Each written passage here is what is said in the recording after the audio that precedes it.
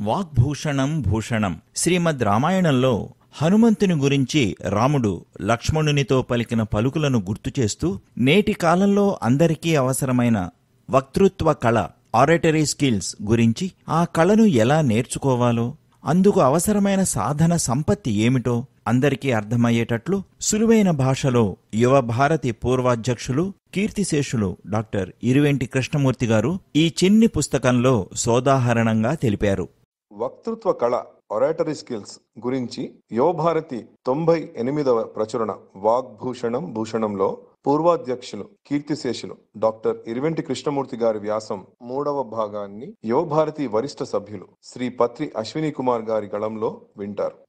క్రిందటి భాగంలో అనుకున్నట్టు ఏ విషయాన్ని గురించి ప్రసంగించాలి, ఉపన్యాస సందర్భంలో ఏ అంశాన్ని వదిలిపెట్టాలి, ఏ అంశానికి ప్రాధాన్యం ఇవ్వాలి, భావం ప్రకటించటానికి ఏ శబ్దాలను ఉపయోగించాలి వంటి విషయాలను ఈ భాగంలో తెలుసుకుందాం. కన్నులకు కట్టినట్టు ఒక అంశాన్ని అభివర్ణించి చెప్పడంలో వక్త చాలా మెలకువతో ప్రవర్తించవలసి ఉంటుంది. తన మనస్థితిని నిగ్రహించుకుంటూ శ్రోతల సంస్కారాన్ని దృష్టిలో ఉంచుకుని ప్రసంగించవలసి ఉంటుంది. మీరు మాట్లాడటానికి నిలిచి ఉన్నప్పుడు మిమ్మల్ని మీరు మరచి వక్తవ్యాంశం మీదనే మనస్సును కేంద్రీకరించండి. మీ వేషాన్ని, మీ స్థితిని మరిచి భావ ప్రకటనకు పూనుకోండి. వక్తవ్యాంశం పట్ల మీ తన్మయత్వం ఎంత గంభీరంగా ఉంటుందో శ్రోతలు అంత శ్రద్ధాశక్తులతో వినే ప్రయత్నం చేస్తారు. వక్తకు పదజాలంతో చక్కని పరిచయం ఉండాలి. వాచ్య, లక్ష్య, వ్యంగ్యార్థాలతో పరిచయం ఉండాలి. అప్పుడే తన మనోభావాలను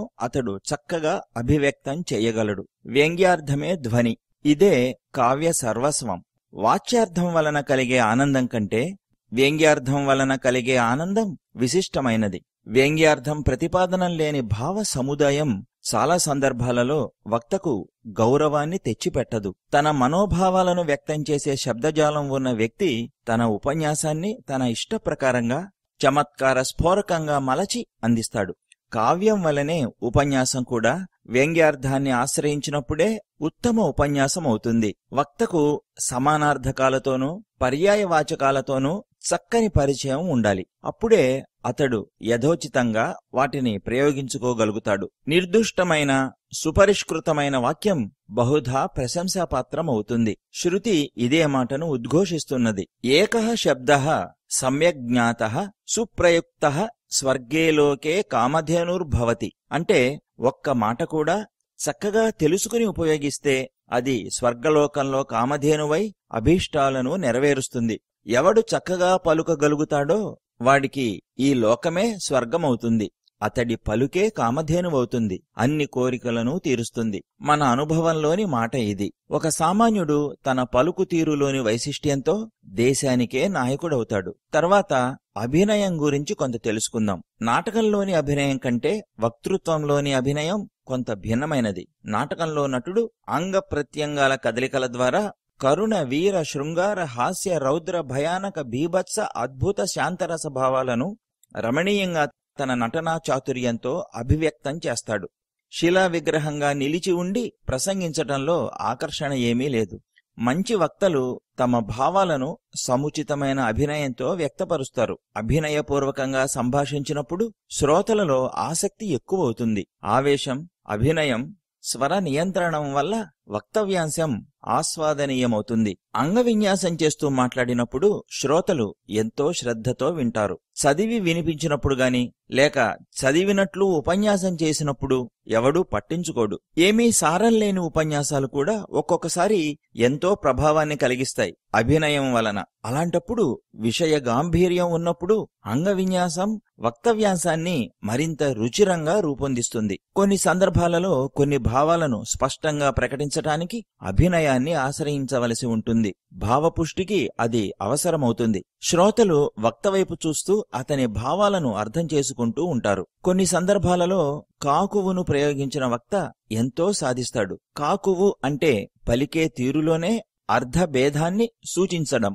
ఉపన్యాస కళారాధనం ఎలా చేస్తే అది మనకు వశీభూతం అవుతుంది? ఈ ప్రశ్నకు సమాధానం వివరిస్తాను. ఏదైనా అంశాన్ని గురించి ప్రసంగం చేయాలనుకున్నప్పుడు మొట్టమొదట ఆ విషయానికి సంబంధించిన సమాచారాన్ని, అధ్యయన సామగ్రిని సాధ్యమైనంత ఎక్కువగా సమకూర్చుకోండి. పుస్తకాలు చదివి, పత్రికలు చూసి, అనుభవజ్ఞులతో సంప్రదించి ఆ వక్తవ్యాంశాన్ని గురించిన పరిజ్ఞానాన్ని బాగా సంపాదించుకోండి. మీ దగ్గర ఎంత సామాగ్రి సమకూరుతుందో, మీకు ఎంత జ్ఞానం జీర్ణమవుతుందో అంతా మీరు నిర్భయంగా, నిస్సంకోచంగా ప్రసంగించడానికి వీలవుతుంది. వకీలు కేసును గూర్చి వాదించడానికి కోర్టుకు వెళ్లే ముందు తన వాదాన్ని బలపరిచే సామాగ్రినంతా సమకూర్చుకుంటాడు. అలాగే వక్త కూడా తన వక్తవ్యాంశాన్ని గూర్చిన పరిజ్ఞానాన్ని సమగ్రంగా సంపాదించుకోవాలి. ఎవడికి పరిపూర్ణ విషయ పరిజ్ఞానం ఉండదో వాడెప్పుడూ చక్కగా మాట్లాడలేడని సోక్రటీసు అభియుక్తోక్తి.